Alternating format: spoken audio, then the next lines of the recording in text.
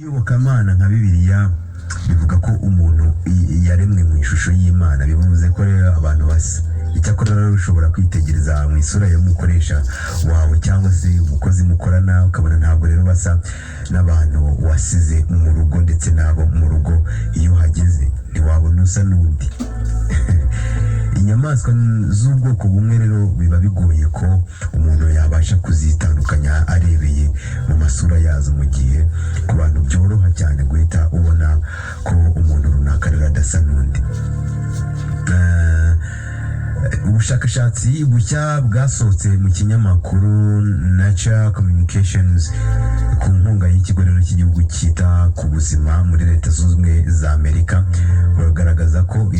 bugaragaza rero ko iterambere rya muntu mu mibereho ye n'imihindagurikire kuva mu myaka myinshi yahahise ariyo ntandaro nyamukuru yo gutandukana kw'amasura y'abantu.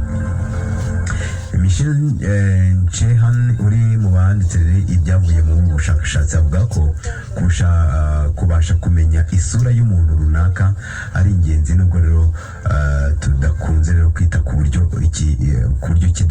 tubasha gutahura amasura y'abantu.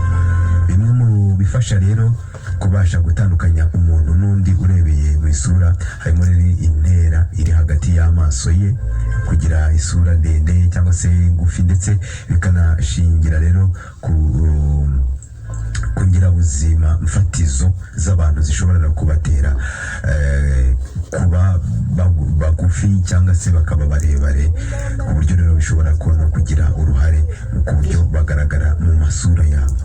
Uyu Shena rero kandi yongera gukomeza gukomoza ku bantu rero basigaye bagira amasura atandukanye ku buryo rero bugaragara, aho rero avuga ko byagiye bikururana n'iterambere rya muntu uhereye mu gihe cy'inkomoko ye mu myaka ibarirwa muri za miliyoni ishize. Yavuze ko mu bihe rero bya kera washoboraga kwitiranya abantu kurusha uko bishobora kubaho muri iki gihe. Yavuze ko rero mu maso ya muntu hari utuntu duto twihariye dutuma rero umubonye amutandukanya n'abandi, ibintu rero bidasanzwe ku bindi binyabuzima. Ubushobozi rero bwo kubasha gutandukanya abantu ntibwihariwe n'iki kinyabuzima gusa, kuko rero hari n'inyoni zizwi ku izina rya penguins zishobora no gutandukanywa hifashishijwe amajwi yazo, nubwo rero iyo uzirebye ku maso zose ubona zisa.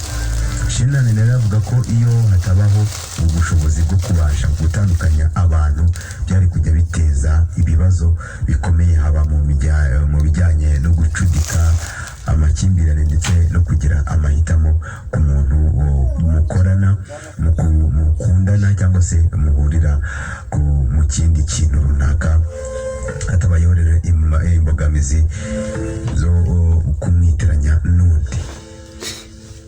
Rero nubwo usobanukiye ku kirere ku isi nawe ugira isura nk'iy'undi, ni fotokopi neza hejuru.